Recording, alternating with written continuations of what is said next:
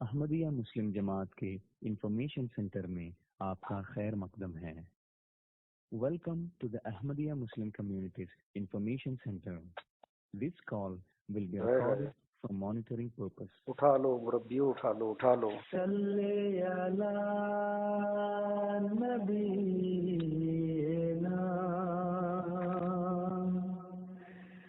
صلی علی محمد۔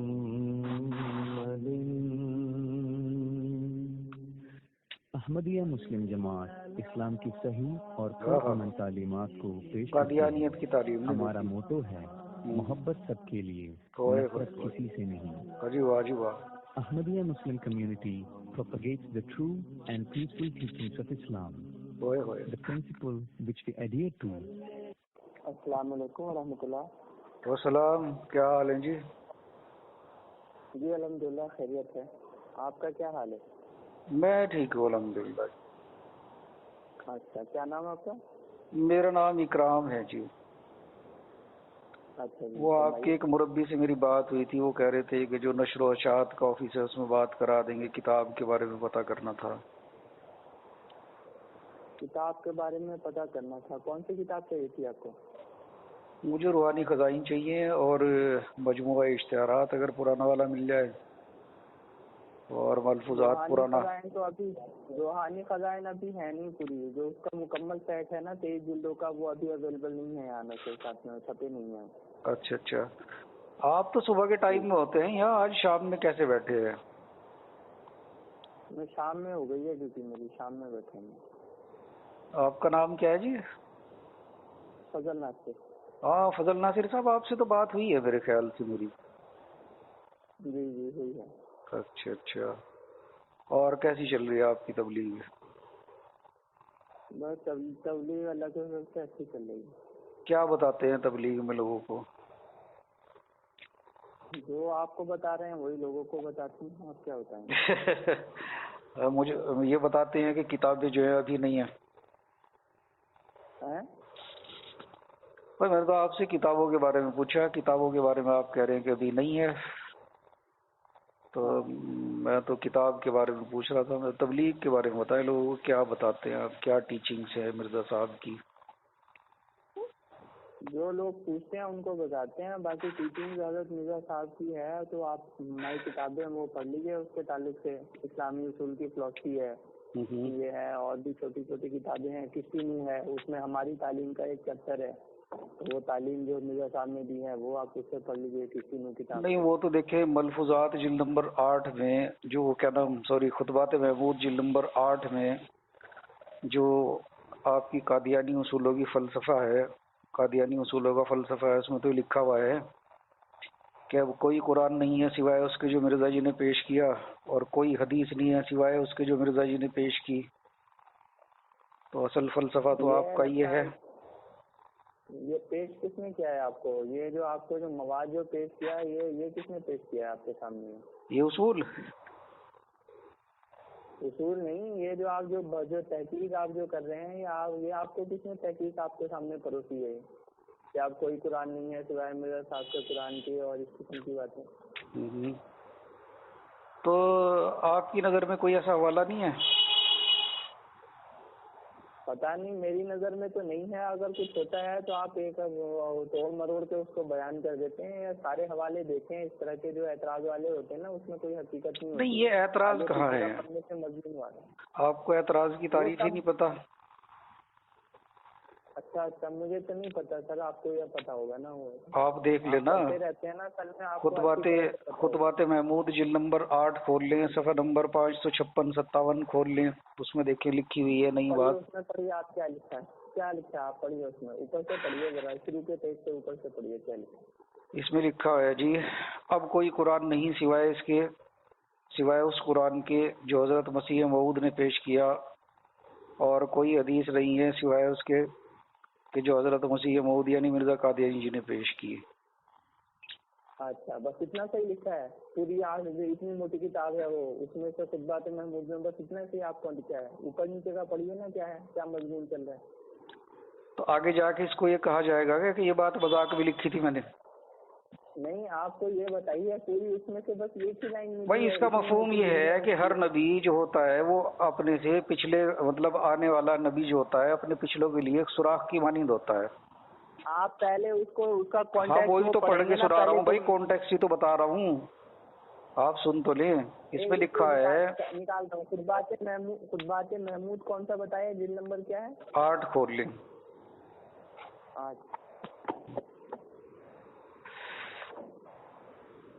آپ میں ویسے حوصلہ ہے بات کرنے کا, آپ تو کر لیتے ہیں. وہ دن میں بیٹھے تھے, انہوں نے تو بیچاروں نے کوئی جواب ہی نہیں دیا مجھے کسی بات کا.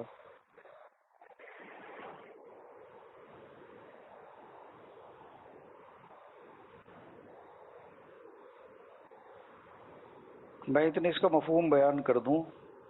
یہ کہہ رہے ہیں کہ ہر آنے والا نبی اپنے پچھلوں کے لیے ایک سوراخ کی مانند ہوتا ہے, اور جو کچھ نظر آتا ہے پھر اس سوراخ سے نظر آتا ہے. تو اس لیے جو کچھ دیکھنا پڑے گا وہ مرزا جی کے سوراخ سے دیکھنا پڑے گا.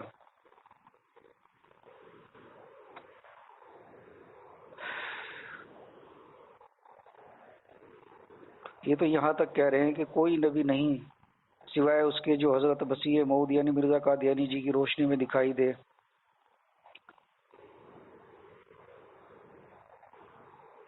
اور اسی طرح سے معاذ اللہ یہ بھی لکھی ہے بات کہ اسی طرح رسول کریم صلی اللہ علیہ وسلم کا وجود اسی ذریعے سے نظر آئے گا کہ حضرت مسیح موعود کی روشنی میں دیکھا جائے.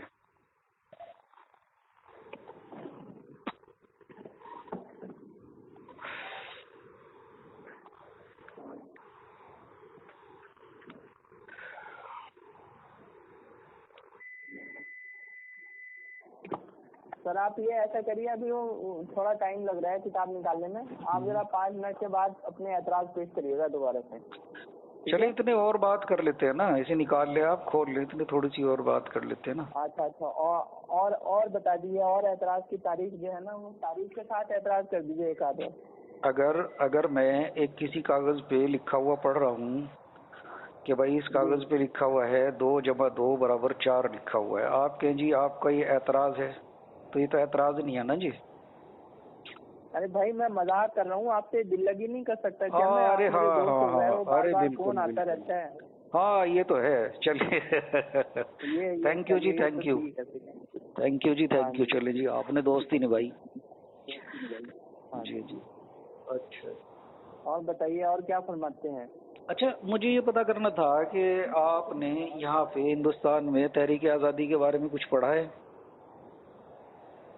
تحریک آزادی کے بارے میں تحریک آزادی اصل میں دیکھیے حالات جو ہے نا ایک سے نہیں رہتے ہیں کبھی. مختلف دور سے انسانیت اور جو تہذیب و تمدن ہے نا اور قومیں بھی مختلف ادوار سے گزرتی رہتی ہیں.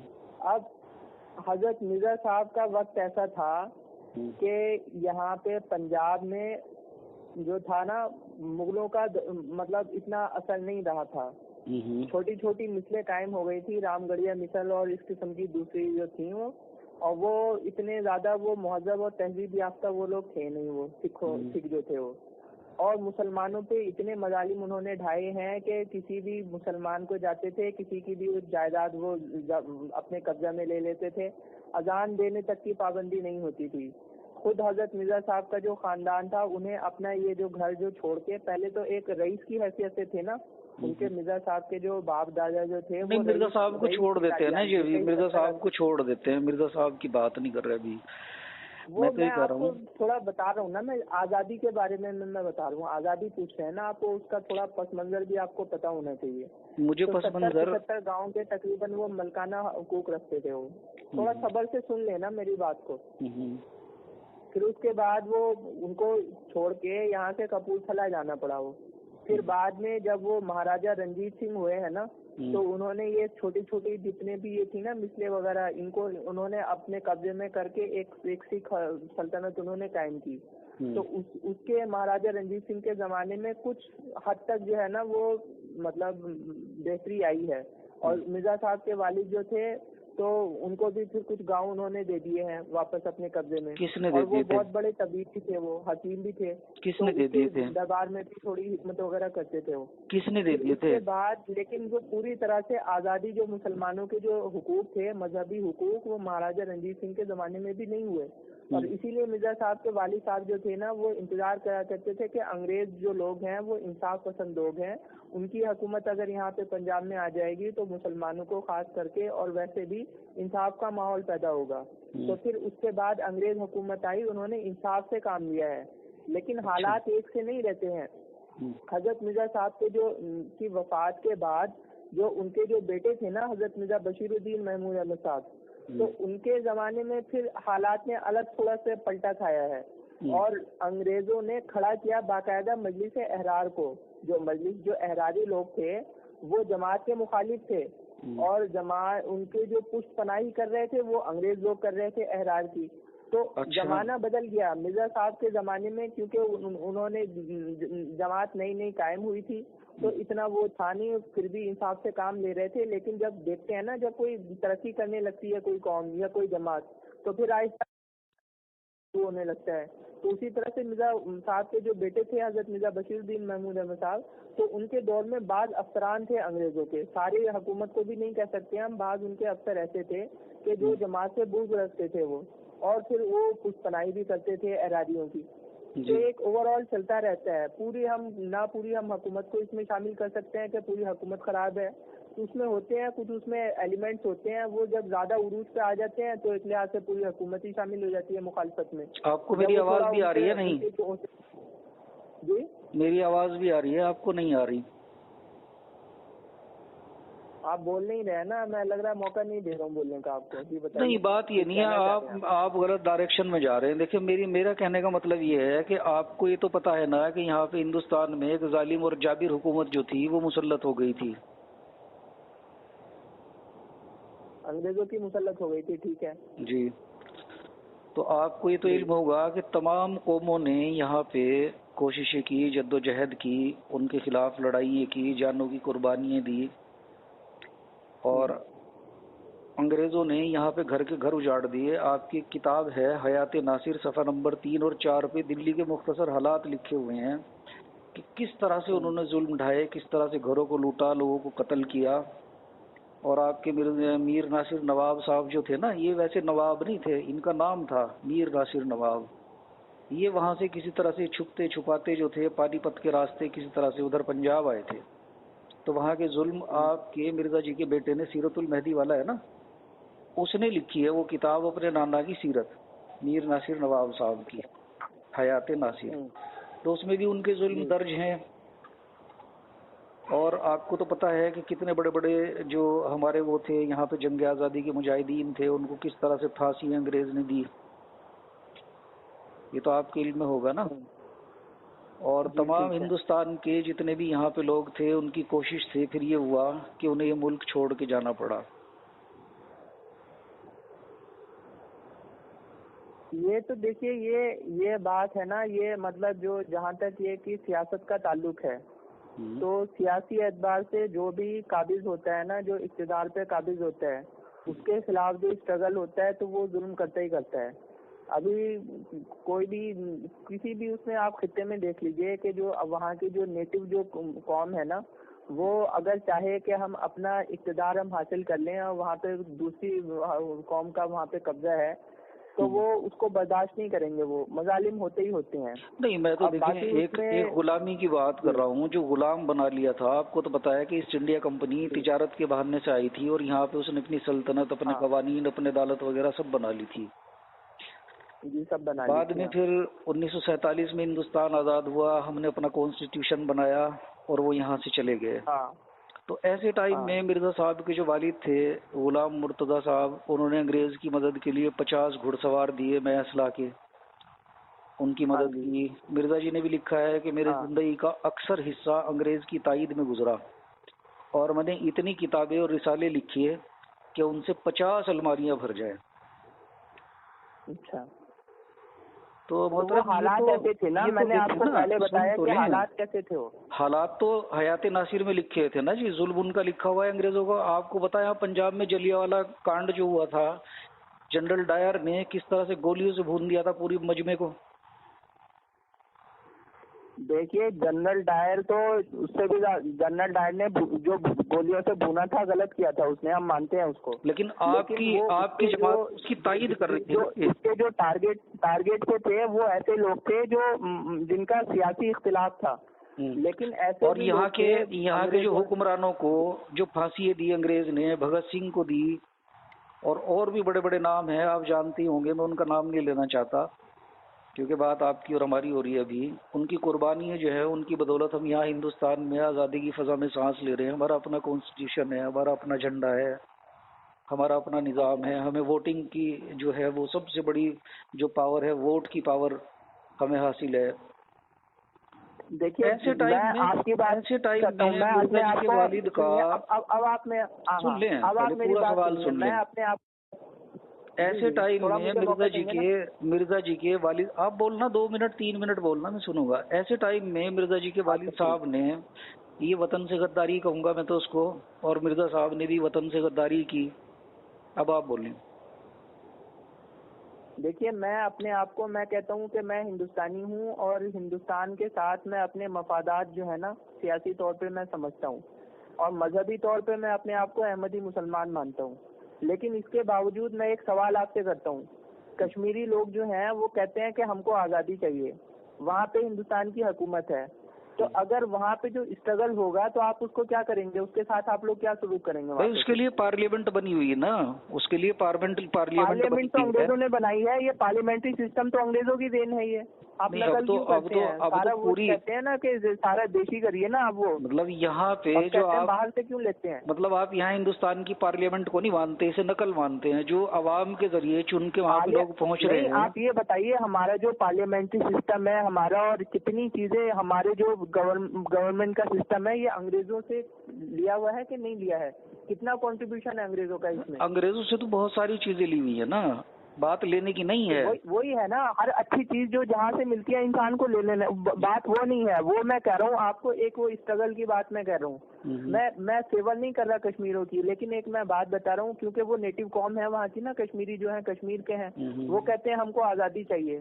اب آپ ان کے ساتھ کیا سلوک کریں گے؟ نہیں، میں تو ان کے لیے کوئی اتھارٹی نہیں ہوں نا، کیونکہ وہ قابض تھے یہاں پہ آ کے. بھائی میں نے اپنے چن کے نمائندے پارلیمنٹ میں بھیج دیے، اب ان کے ہاتھ میں ہے بات، وہ جو چاہیں کریں. یہاں کا کانسٹیٹیوشن ہے، یہاں پہ پرائم منسٹر ہیں، یہاں پہ راشٹرپتی ہیں، یہاں پہ دنیا بھر کے وزیر ہیں. کانسٹیٹیوشن سر دیکھیے سب سے زیادہ ظلم پتہ ہے کون کرتا ہے؟ یہ سب سے زیادہ ظلم وہی کرتا ہے جس کے پاس سب سے زیادہ طاقت ہوتی ہے. چلے اسے چھوڑ دیتے ہیں نا بیچارے کے، وہ کرے گا کیا؟ وہ آپ مجھے بتائیں کہ ایسے ٹائم میں مرزا جی نے اور ان کے والد صاحب نے، بلکہ غلام قادر قادیانی نے بھی لکھا ہے کہ پھر والد کی وفات کے بعد ان کے بھائی جو تھے وہ بھی انگریز کی خدمت میں اور ان کی خیر خواہی میں لگے رہے. وہ میں نے آپ کو بیک گراؤنڈ بتایا نا کہ انگریزوں کے آنے سے پہلے کیسے مشکلات کا سامنا تھا. وہ کوئی چین سے کوئی مسلمان جی بھی نہیں پا رہا تھا ہندوستان یا پنجاب میں خاص کر کے وہ، اور مغلوں کو اپنا ادھر مغلوں نے دھیان بھی نہیں دیا تھا وہ اس سائڈ میں پنجاب کی طرف. چلے انہیں بھی تو انہوں نے پھانسی چڑھا دیا نا، مغل حکمرانوں کو بھی انہوں نے پھانسی چڑھا دیا. بہادر شاہ ظفر کا تو آپ کو پتا ہوگا. تو غلطی کس کی ہے؟ وہ اگر سلطنت کمزور ہوئی تو یہ مغلوں کی غلطی ہے نا، جو مطلب ان کی غلطی ہے. انہوں نے موقع کیوں دیا دوسروں کو آنے کے لیے؟ نہیں تو مرزا جی بھی تو مغل تھے نا، مرزا جی بھی تو ان کی تائید کر رہے تھے نا، مرزا جی تو ان کی تائید کر رہے تھے. مرزا جی کوئی حکومت تو نہیں چلا رہے تھے نا. اگر مرزا جی کے اس میں کوئی حکومت ہوتی، نظام میں حکومت ہوتا، وہ کمزور پڑتا تو پھر آپ کہہ سکتے تھے. وہ تو ایک مذہبی آزادی ہے، ہمیں تو حکومت سے کوئی لینا دینا ہی نہیں ہے. مطلب آپ کی بات میں سمجھاؤں کہ آپ کو صرف قادیانیوں کو کوئی مذہب آزادی دے دے، باقی اس کے بعد وہ عوام پہ ظلم ڈھائے، ملک کے خزانے کو لوٹ لے، عوام کو پھانسی دے دے، جو ظلم ڈھائے ملک کے خزانے کو خالی کرے تو غلط کرتا ہے نا. اب ایک واقعہ آتا ہے، اسی طرح سے ایک بوڑھی عورت کے ساتھ ریپ کیا تھا انگریزوں نے. انگریز جو سپاہی تھے نا اس کا وہ ریپ کر دیا تھا. تو ایک مسلمان تھا، آدمی تھا، اس نے جو ہے نا وہ اپنی جان پہ کھیل کے اپنی جان کی بازی لگا دی اس نے، اس کو عورت کو بچانے کے لیے. تو مرزا صاحب کی کتاب ہے، اس میں تعریف کیا انہوں نے اس کی. चले वो किया है, लेकिन सच्ची इताअत का सर देखें, सच्ची इताअत का हुक्म और अंग्रेज के फरमाबरदार होने का हुक्म, तो ये आप नतीजा क्या निकालना चाहते हैं? मैं नतीजा सुने, अब ठंडे दिल से मेरी बात सुने। ये कोई एक जगह मिर्जा जी एक लाइन अगर लिख देते कि भाई ठीक है हम इनको पसंद करते हैं, एक आध कोई लाइन लिख देते। देखिए जो बेस है ना अंग्रेजों की हिलाई है किसी ने, तो वो मिर्जा साहब ने हिलाई है। ये पूरी बात ये कैसे हिलाई है, कैसे हिलाई है भाई? मिर्जा जी ने सुने, मिर्जा जी ने तो उन्हें उलिल अमरिन मिनकुम में दाखिल कर दिया। अच्छा, मिर्जा जी ने कैसे हिला दी? मिर्जा जी तो उन्होंने तो मजहब का हिस्सा करार दे दिया। और मेरी बात सुने प्यारे दोस्त, ये मिर्जा जी की कोई एक किताब की बात नहीं है। ये बराइन अहमदिया खोल लें, हिस्सा 3 खोल लें, उसमें इन्होंने अंग्रेज की तायद की। बराइन अहमदिया हिस्सा 4 खोल लें जो 1884 में छपी थी, उसमें मिर्जा जी ने तायद की अंग्रेज की। आर्य धर्म खोल लें जो 22 सितंबर 1885 में छपी थी, उसमें मिर्जा जी ने अंग्रेज की तायद की। इल्तमास शामिल आर्य धर्म 22 सितंबर 1895 में की। दरख्वास्त शामिल आर्य धर्म सितंबर 1895 में की। आईना कमालात इस्लाम में की। अनवारुल नूरुल हक में की। शहादतुल कुरान में की।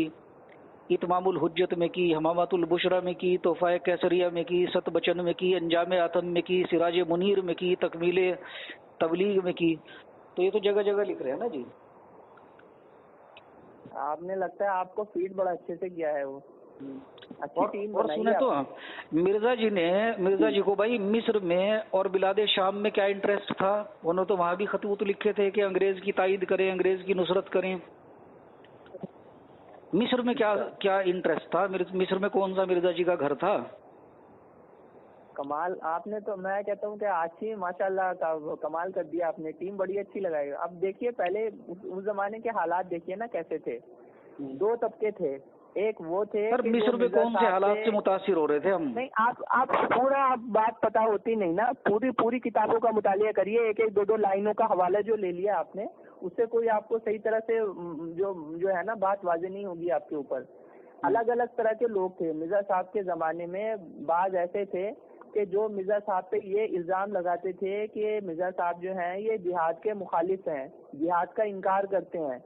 और एक तबका वो था जो अंग्रेजों को जाके मिर्जा साहब की चुगली क्या करते थे कि देखो ये आपकी ईसाइयत के खिलाफ ये मतलब मुबाहिसे कर रहे हैं, आपके रद में किताबें लिख रहे हैं, आपके मजहब को कमजोर करना चाह रहे हैं, आपकी हुकूमत के ऊपर खतरा है इससे।